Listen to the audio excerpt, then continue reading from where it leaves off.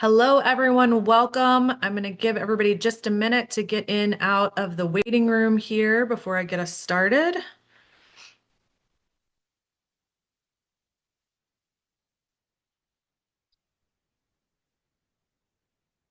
All right, I know everybody's busy and we appreciate you giving your time here live. So, as people are joining in, I'm going to go ahead and introduce our panel for today. We are going to be talking about student athletes selling their back pay claims from the House settlement. There are a number of companies that have been approaching student athletes about this for really months now. And I've had athletes reach out to me and show me those contracts. And spoiler alert, I will tell you, there's only one athlete I have talked to who had a good contract in hand, who also had a good reason for selling his house settlement claim, who I said, yeah, maybe it makes sense for you to do that deal, hire an attorney who can look over the contract for you. But the rest of them, I looked at the contract and didn't even get to discussing whether it made sense for them to sell their claim or not because the contract was so bad. I couldn't advise them to even continue to pursue that line of thinking. So we're going to dig in today. I've got a great panel here with me. As always, I have Jeff Schemmel, the founder and president of College Sports Solutions.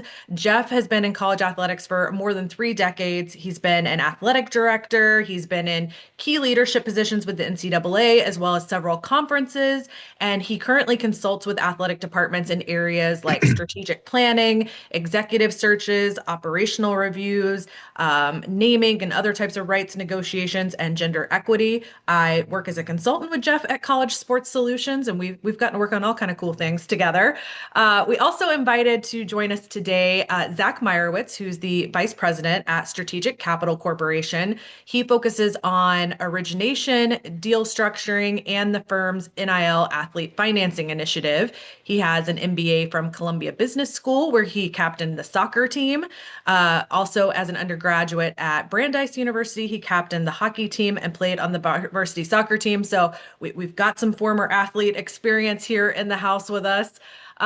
David Meyerowitz is the president and CEO of Strategic Capital Corporation, which he founded in 1994.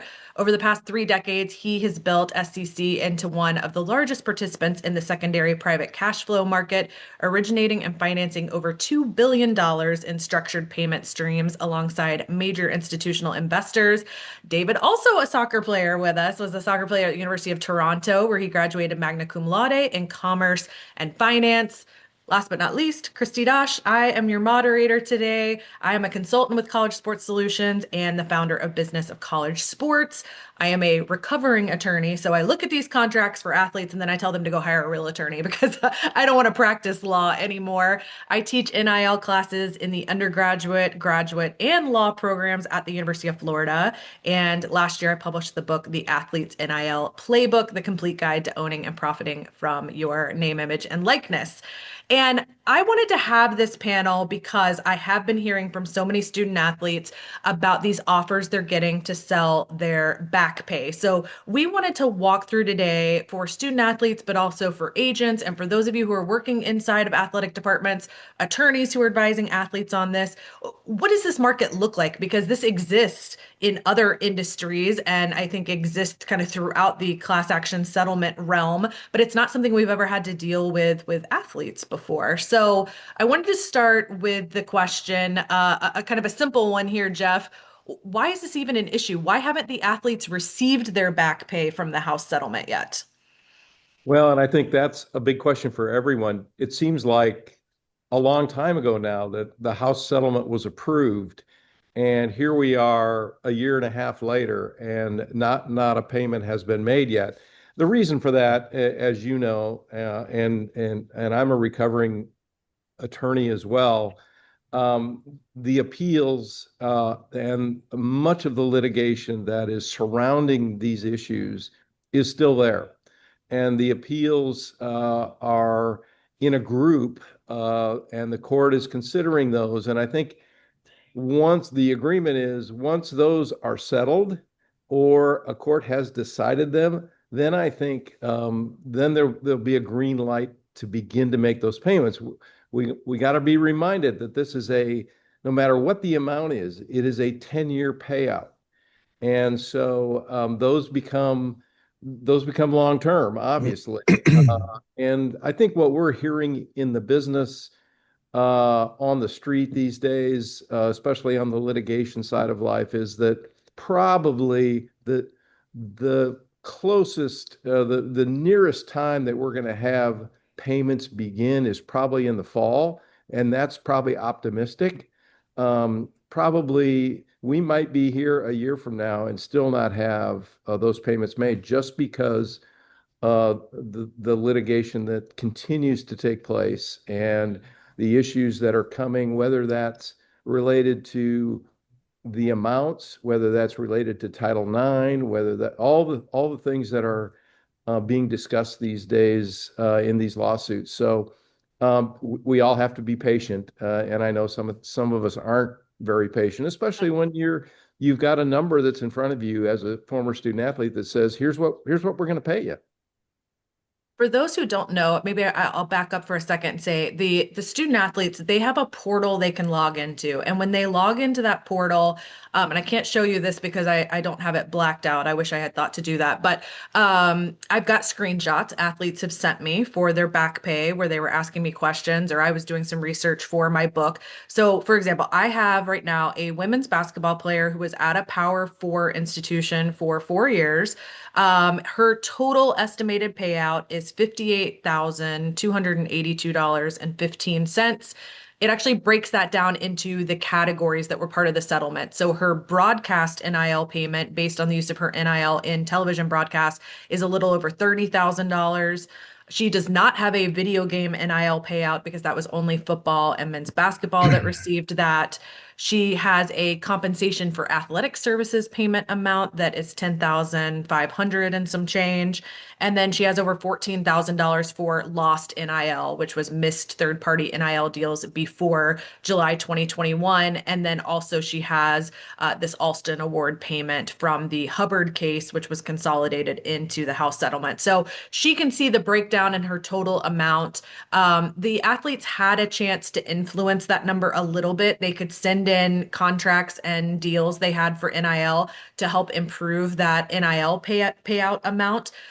This athlete did not know she could do that. So she was not one of the ones who sent it in. A lot of the athletes didn't know they could do that and did not send in additional documentation for that number. And they didn't get a lot of information about, how that number was reached for them. And they had no real opportunity to sort of appeal their individual number. So they log into the portal, they see this amount, and like Jeff said, it's going to get paid out over 10 years. So the numbers vary greatly. I've got a swimming and diving athlete who's in here that gave me a screenshot. She's at a little over $6,000. I had somebody who sent me theirs. I think they were at $212. I believe that was a swimmer as well. I've got football players who were six figures, and I have heard there are seven-figure ones out there as well, that the largest payouts were around the $1 million mark. So the amounts here really vary, but no matter what your amount is, once the payouts do begin and the appeals are over and the stay on the payouts is lifted, it would be payouts over 10 years. And that's why some athletes have jumped at the opportunity for someone to pay them out in advance, particularly if they've got a strong need for the money right now. So, David and Zach, I want to bring you guys in to talk about this a little bit because you guys are on the other side of things. You've done this in other industries. Maybe David, I'll start with you. Can you just big picture explain to people what it means to sort of sell a class action claim like this? What does that look like? Sure, and thanks for having us, Christy. Uh, w- as you said, student athletes in the settlement are entitled to a total amount of money. In your example, 50 something thousand dollars. And because it is being paid over 10 years, that 50,000 or 55,000 just gets divided by 10 and is then paid, in that case, $5,500 a year for 10 years.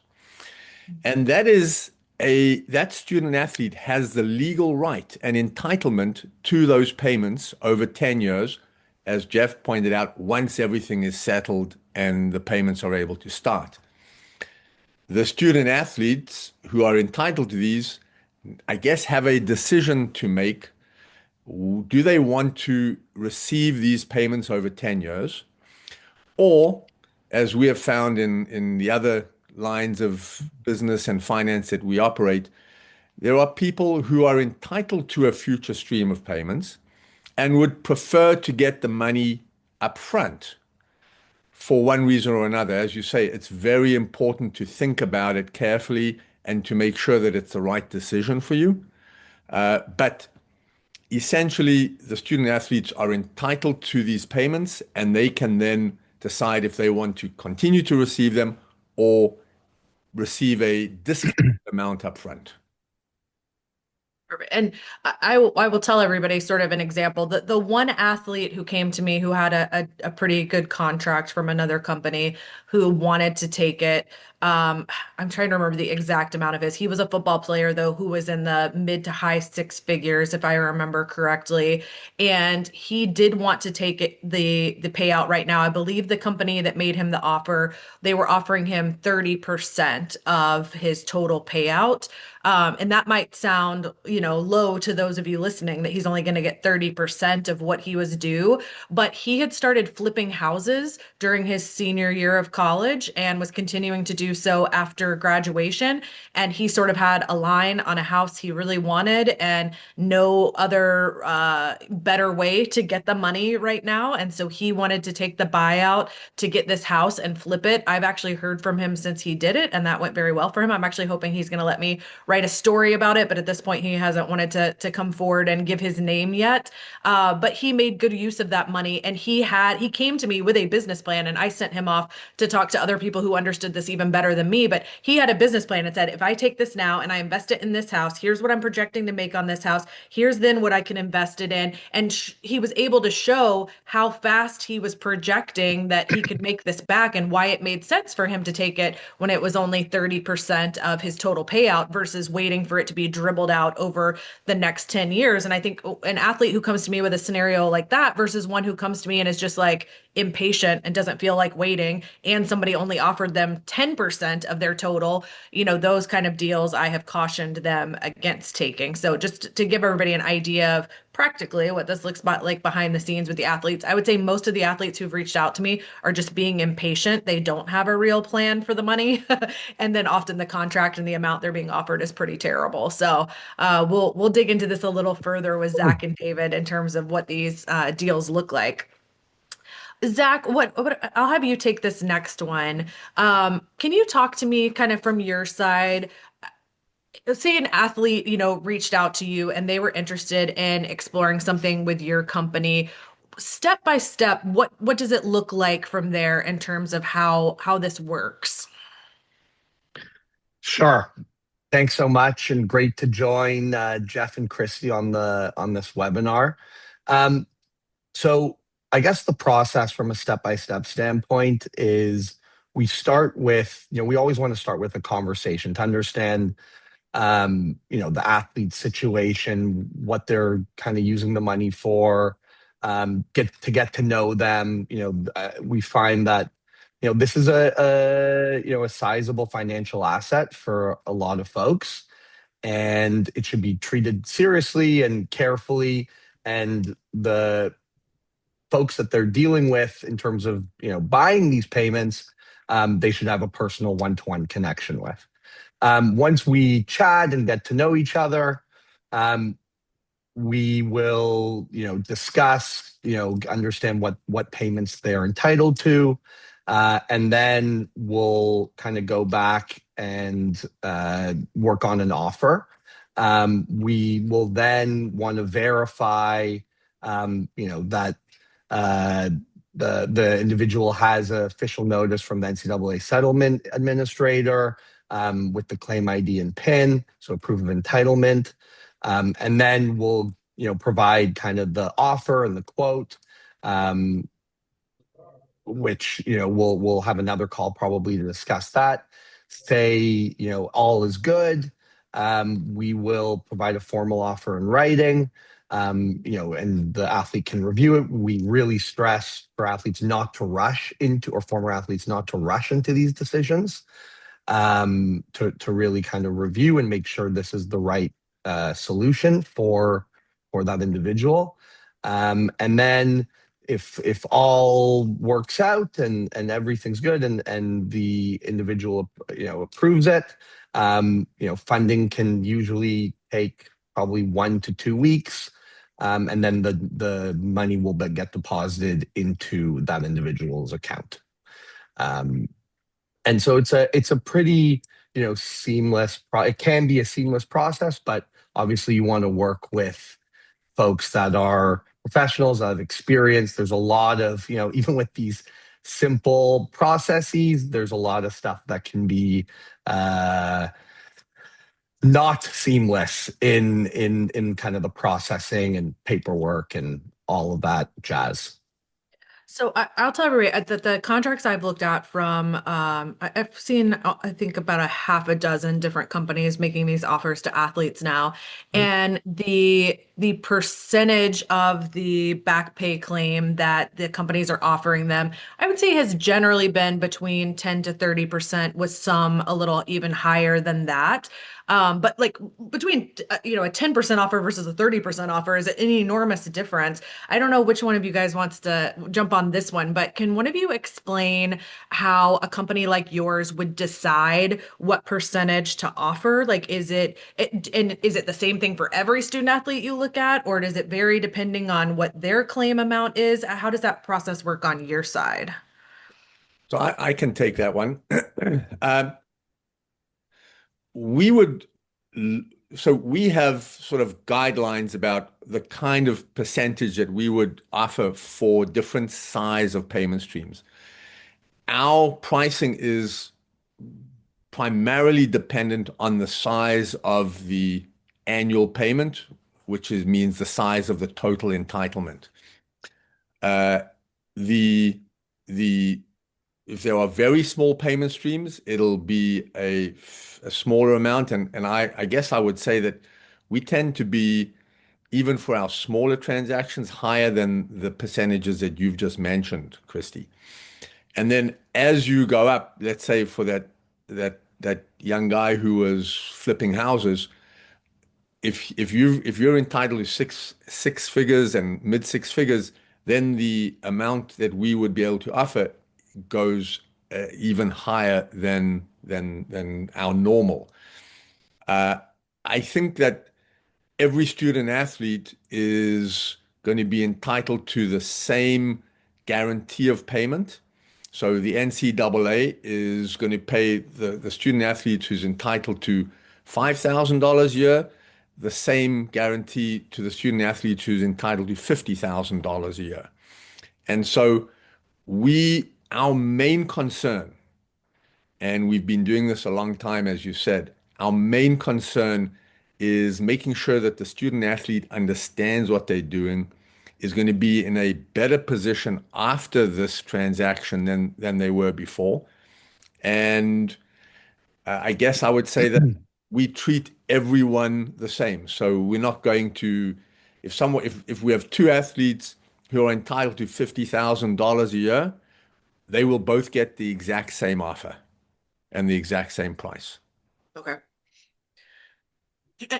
People see this, on the face of it, especially the first ones I saw were the 10% ones. It has gotten a little more competitive as more people have come in the market. But the very first company I saw doing this, every athlete that came to me, they were being offered 10% of the full value of their claim, which was just nuts to me. It still is, but at the time I was like, 10%? No, you're not taking that. And I think some of the companies have been willing to negotiate and some of them haven't. Why do I guess explain sort of the risk that your company is taking on by buying these back pay claims? So I guess I would say that firstly, there is always going to be a discount sort of compared to the total sum of the payments. Because anyone who's doing this, such as our company, needs to earn a return on the money that they're paying now and only collecting over 10 years. I think anyone would take that position. If you make an investment, you expect to earn a return on that over a period of time. And so this is no different.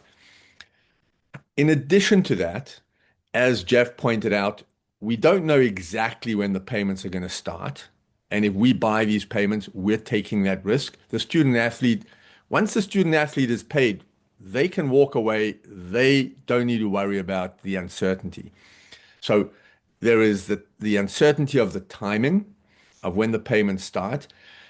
I suppose there is a theoretical risk of the payments not necessarily being made for the full 10 years. I think that's a very low risk given who we're dealing with.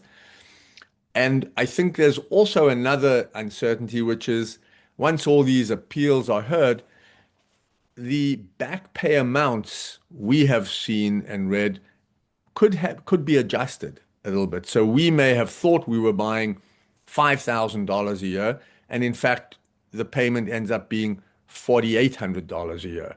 And so we're taking that risk as well. And so I guess the fundamental reasons there is uncertainty about collecting payment over time. And there's also the fact that you are collecting payment over time and you need to earn a return. And that's why there is a discount. And the cents on the dollar, as you're talking about, just depends on, I guess, different companies and how they view that and whether they feel and how reasonable their offers are to the student athletes. And if I could add a comment, Christy, I think in every case, and I know we have student athletes on this webinar, we have agents on this webinar, we have some college athletic administrators. By golly, do the math. And I liken this many times. You see it every day when somebody wins something in the lottery, and you get a choice. You can either take it over time, the full amount, or you can get a payment today at a discounted rate. And so many times you actually do the math and say, I can build something better here if I take the money now and invest it myself. And instead of waiting, especially an amount that isn't significant, I think that's, I'm sure the agents, the ones that are on this call, that's what you're doing is you're putting paper to pencil and saying, what does this look like if we take the amount right now, let's plug in a return, whatever that percentage is, and see what that comes out compared to what I would get because there's no interest on the 10 years. I mean, you're not accumulating any interest. It's a flat payment. So I think those kinds of things, and certainly the reality of each student athlete, you gave a good example, Christy, of someone who wants to invest in some real estate and wanted to use that cash today to do that. And I think those are real things that especially these are athletes who most of whom have graduated and they're now doing something, livelihoods. And so the money is real to them. And so having it in hand is important. Yeah, and I'm interested to see, Zach and David, what you guys think about this too, sort of this, do you have any sort of conversation with them about kind of the trade-off of getting the cash now versus waiting for later, or kind of situations where the buyout clearly makes sense and situations where it doesn't? I mean, the conversation I've been having with athletes, the first thing I ask them is, why do you want it right now? And like 9 out of 10, but I just don't want to wait, but every once in a while, I've gotten one like the young man who wanted to buy property, who they have a plan and a need for the money right now. And then it makes some sense to me. If it's just a lack of patience, I mean, that's fine too. Like if you just don't want to wait for it, I guess that's an okay, as long as you're getting a good deal. I don't think that's a good basis for taking one of the 10% deals. Totally. And, I think it makes the most sense when there is a real immediate need. And that can be maybe there's, life doesn't wait for these payments over time. So maybe there's some debts that have been incurred, or there's a specific business opportunity that's time sensitive, that, you want to take advantage of. I mean, those are, real reasons for why you would want and need the money now and not want to wait. We do definitely see this as if there isn't that real need, this is kind of like a forced savings plan for folks, a forced 10-year savings plan, which is a great financial asset to have, and it's stress free, and that money's coming. But I think what's really important is to really just understand and take a real good think about um, just the trade-off of what would I use that money for?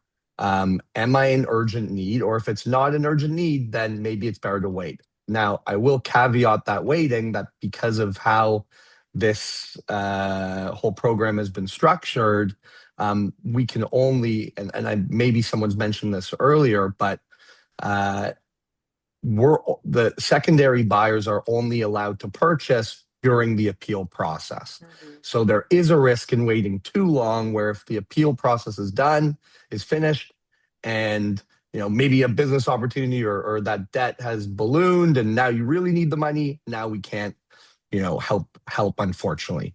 So there is this balance of not being too rushed and not making too hasty of a decision today, and taking time because this is an important decision, but also being wary of the fact that there is a time, it is time sensitive to whether we're able to, or companies like us are able to purchase a payment stream like this. And that I was going to bring that up next, Zach, just to so everybody understands. The judge in this case and class counsel got together once these deals started happening, and they found out that this market sort of existed for buying the back pay claims. And you can see it if you go on the settlement website and the frequently asked questions.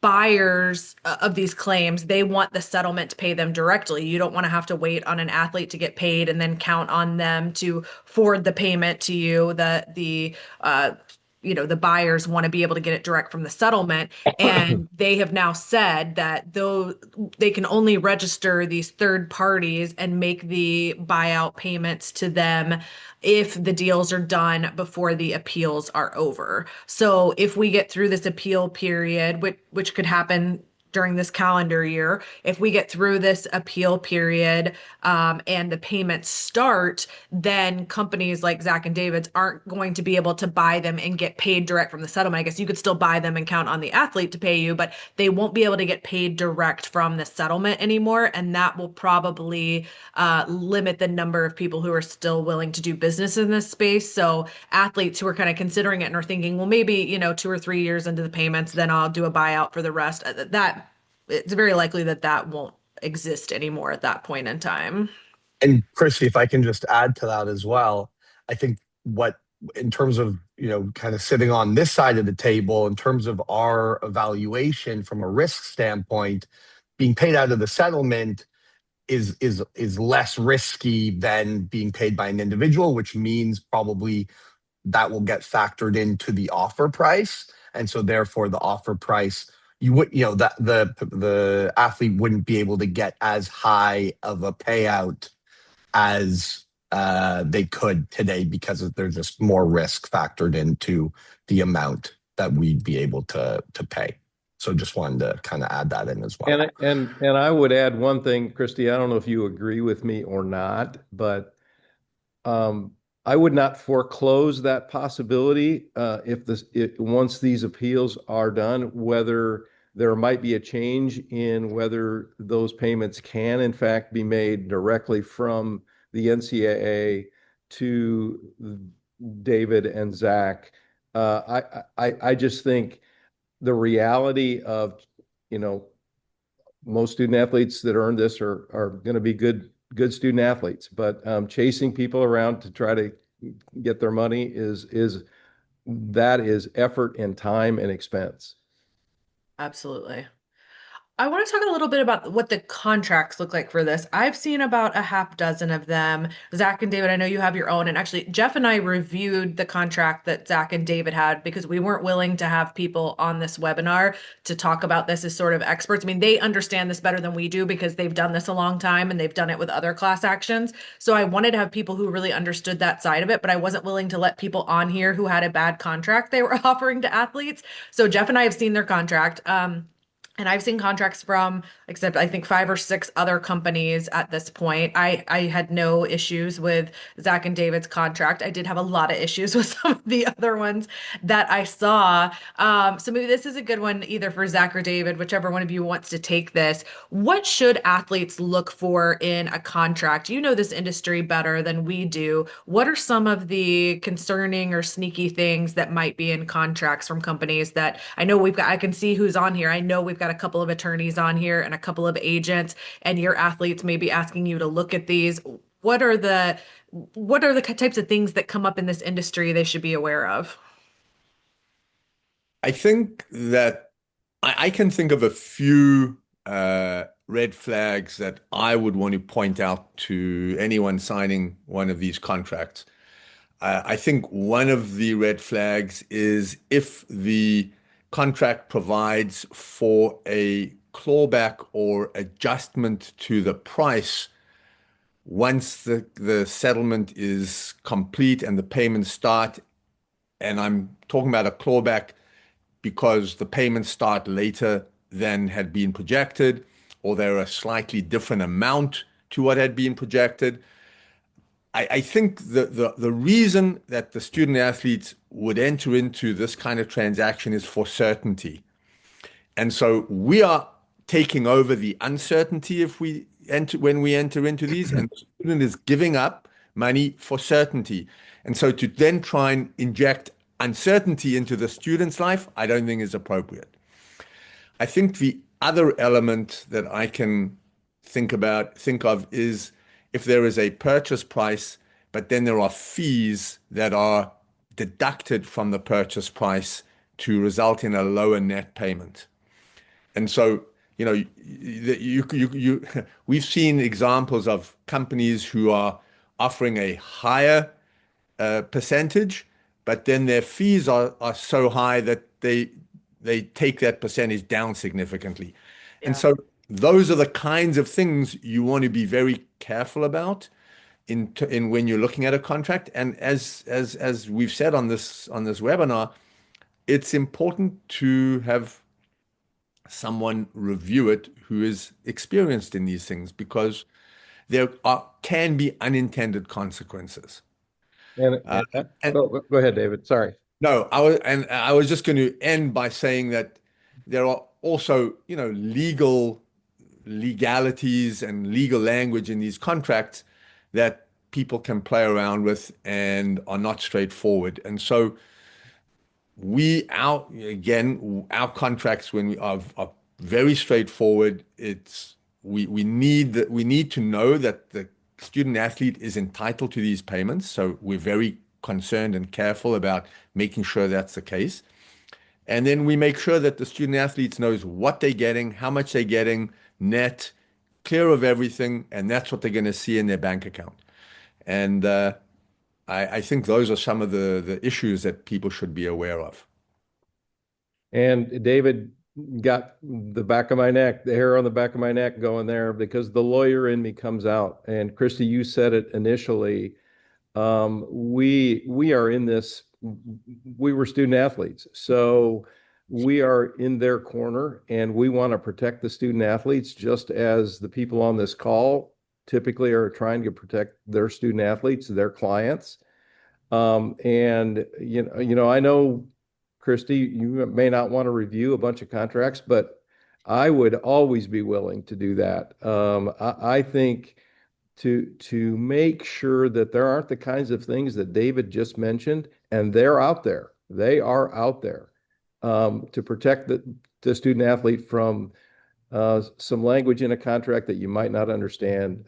Please get it in front of someone who understands it. Particularly, I would suggest an attorney of some kind. If you have a family attorney, Some of these agents on this call, I think, are attorneys. So make sure, don't ever sign a contract without having some legal look at it. Yeah, Zach and David, I might put you guys on the spot. I think I showed you both, but off the webinar, and I may screen share it here. I look to see, and I have redacted stuff off of it, so I think I can show it. One of the purchase agreements an athlete asked me to take a look at that I think I showed you guys because I was sort of showing you what I had seen from athletes so that we could talk about it on here. There's like a sliding scale chart. I'm gonna put it on the screen real quick so everybody can see it. The athlete sent this to me. I can't tell you guys how many times I read this agreement, which was also like 50 pages long.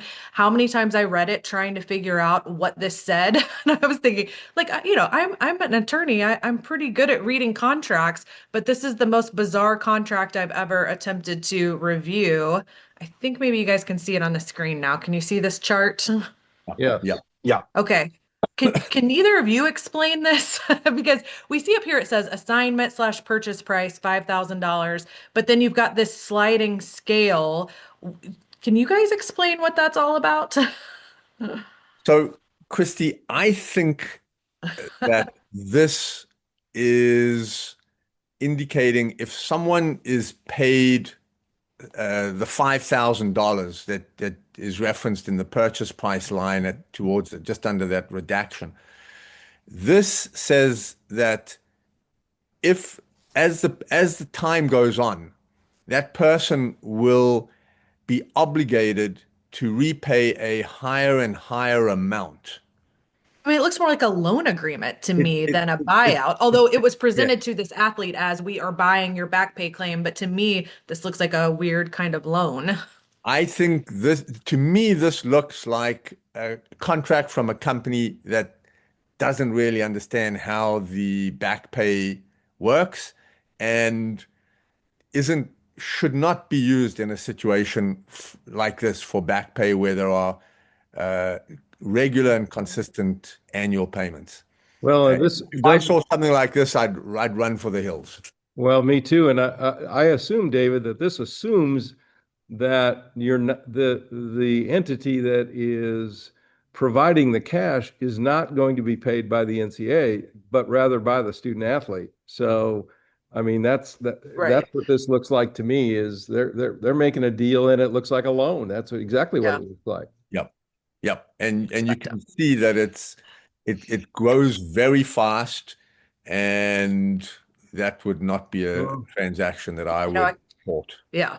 I told him not to do it, but But and I know I put you guys on the spot. I didn't say I was going to put that up there, but I was just thinking about all the contracts that I've seen and how vastly different one is from the next. That is really different than any of the other ones that I was sent, and the athlete didn't understand it. And he said it was presented to him as a buyout of his back pay. And after I looked at it, and again, the whole contract's kind of weird. yeah. After I looked at it, I was like, I think this is more like a loan than it is buying out your claim. And I don't know whether he ultimately ended up taking this or not. He really wanted to, but I don't think that he understood what it was saying. And so I referred him to somebody else who I hope he went and talked to. I have not heard back from him again. So hopefully he did not do that deal. But just to educate everybody else, I mean, that's the kind of stuff they're being offered. They're getting DM'd by these companies and then they're DMing me. And all they see are like dollar signs and hey, I'm going to get money right now. And they don't really understand what they're signing. Yeah. And we've seen, I think, across other asset classes that there are, unfortunately, a lot of companies in this type of a space where they are, somewhat trying to take advantage of folks. And when I look at that first date of that chart that lovely chart that you shared, that's December 2025 it starts when we know that the appeals are still going on and that money's not going to paid out for likely 12 to 24 months. Either they don't know the company, which is a flag, or they know and they're trying to, put the wool over that athlete's eyes. So, I think it's just a great example, unfortunately, a great example of the type of tomfoolery that goes on, that Yeah. could go on in this space. And it looked Oh, like to me like the increases on a monthly basis were substantial, almost Huge. almost usurious if they're charging interest. Yeah. Yeah. So while we're on contracts, and this is a question really for all three of you, if you've got anything to add, what types of things should athletes be looking out for in these contracts before they sign them? So I'll say that there should be as much certainty as possible. So the purchase price should be definite. The the there should be the net purchase price should be definite. So they make sure there are no fees. And then I think the student athlete needs to understand that a company that is buying these payments wants to make sure that they're dealing with the right person who's receiving the accurate or is supposed to receive the correct payments. By that I mean, as you said, Christy, there is a portal where student athletes can go and see what they should be entitled to, again, subject to the final resolution of the appeals. And that is what a company such as ours would use to base a purchase offer on. And so it's very important to get that information correct. You know, we don't want to be buying payments from a student athlete who isn't sure about what they're entitled to. And so we request that kind of backup information, such as the portal information that they get. And so I think that is very important for anyone who's selling to understand that they need to come with correct and appropriate information so we can all know what we're dealing with. And I would reiterate again, if there is any language in that contract that changes the terms based on when the appeals Yeah. are finally going to get settled and the money's going to start coming, if there's anything that changes the number because of that, don't do it. That's a good one too. I agree. I agree, Jeff. We got asked a question, and if anybody has questions, by all means, please put them in the Q&A and we will get to them. But we got a question, and I know none of us are tax experts, but David and Zach, maybe you guys have something to add to this. He said, how are these assets being taxed upon a negotiated settlement when paid to the athlete? So, as you say, we're not tax Yeah. experts. I want to say that. Our experience is that in a situation like this where an individual is receiving payments over time, if they if they stay with the payment stream and they get these payments over time, I expect that they will be taxed, that money that is coming to them will be added to their income for that year. And depending on their other income and what's going on in their life, I imagine that they will be taxed on the amount of the payment that they're getting. If they, however, sell the payments and receive a lump sum, let's say this year, our experience is that they will be taxed on the purchase price amount in the year of receipt. And it is important to deal with a company that has a contract that is very clear that what they're getting now is the only money that they're entitled to, so that they are going to be taxed on the money that they receive this year.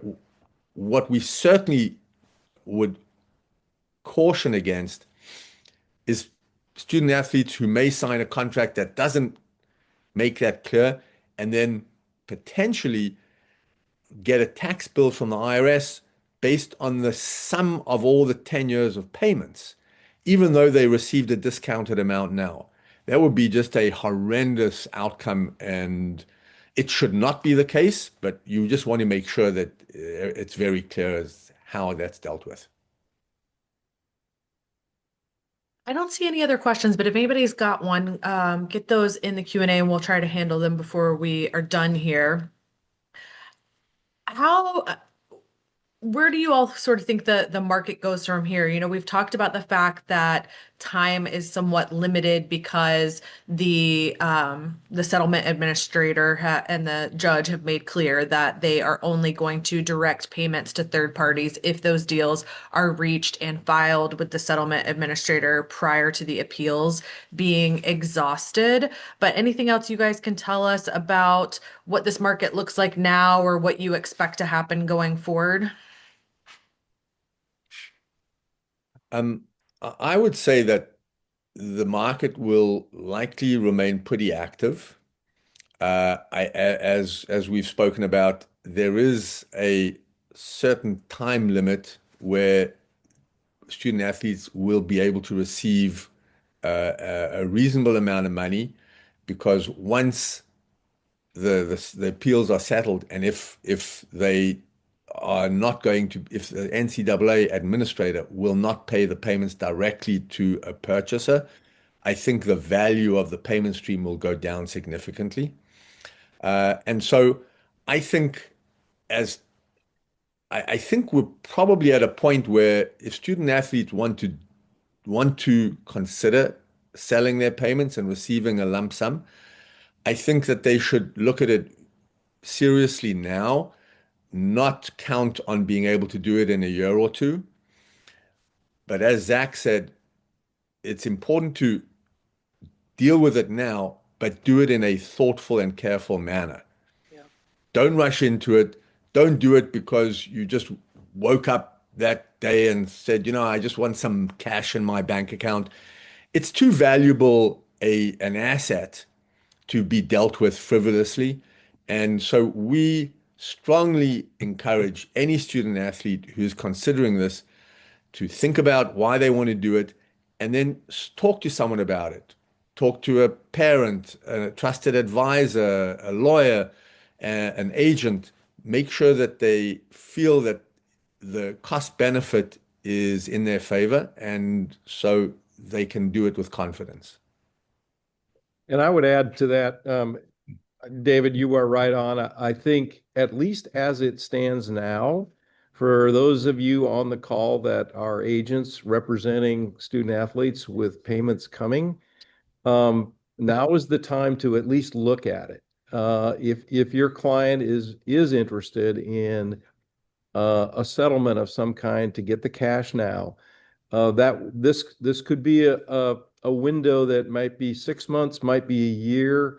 But if it holds true that the payments in the future can't come directly to these companies from the NCAA, there'll be a lot less interest by these companies in doing that.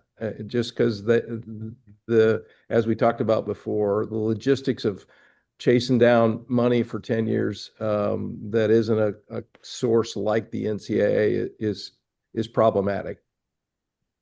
Yeah, I agree. We've got a question that came in that I think would be for Zach or David.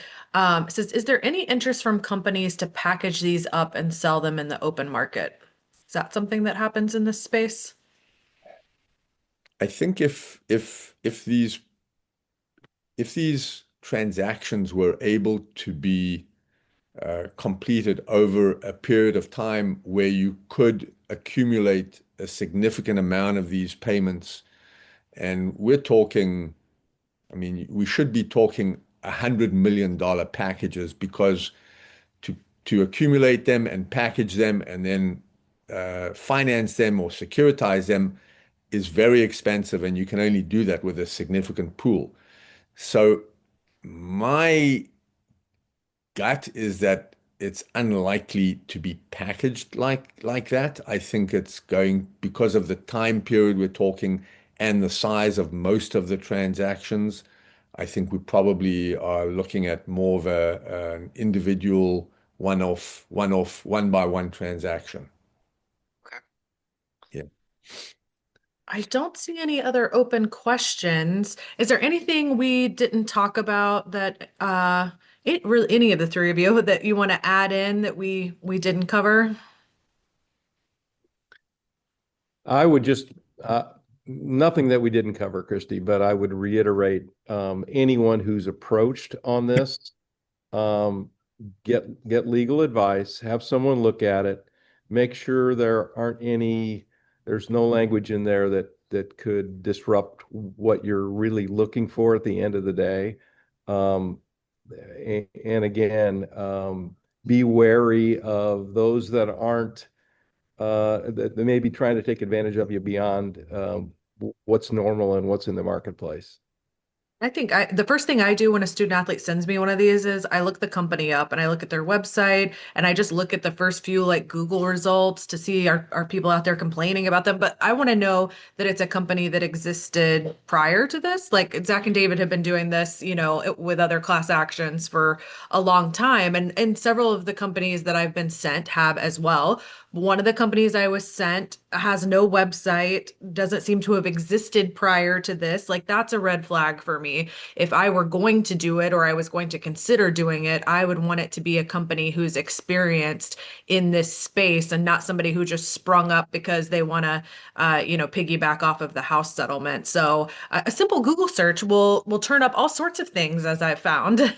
And just to add to both of your points, I think from kind of a more qualitative or less kind of contract perspective, we've seen a lot of the companies in the space use these pressure tactics and kind of bordering on almost harassment in terms of the communication velocity and texting and calling and just this is, I think it's a good thing for both athletes, former athletes, and their advisors, um, to speak to your athletes about this stuff and just not give in to the pressure that these companies are relying on, because that's one of their biggest sales tools is they're going to call you 20 times a week hoping that you're going to finally fold and just say, okay, sure, let's do the deal because I'm sick of getting these calls.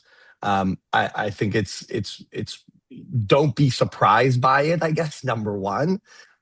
You've heard it from me first, hopefully, and you haven't experienced it yet, but just be expected of that. And then I think it's just really important to evaluate the company, that if you choose to do a transaction like this, you're doing it for the right reasons. Yeah, that's a good point. One of the athletes did send me a picture of his DMs, and this company was really hard selling and a lot of pressure that it has to happen right now. And I know we've said that there is a limited window. I mean, that is just the truth. There is a limited window because the settlement administrator has said we are only going to pay out to third parties if you submit your deals before the appeals are through. So there is a limited time, but somebody who's trying to make you sign tomorrow or the deal goes away and is constantly in your DMs or calling you, yeah, I think that's a huge red flag. And there definitely is one company in this space that I know is doing that. Mhm. All right. I don't see any more questions. Appreciate those of you who joined us live and asked some good questions. If you need to get in touch, I'm going to send out a replay of this to everybody who registered, and that will have some contact information in it as well. So if you want to get in touch with any of us, you'll be able to.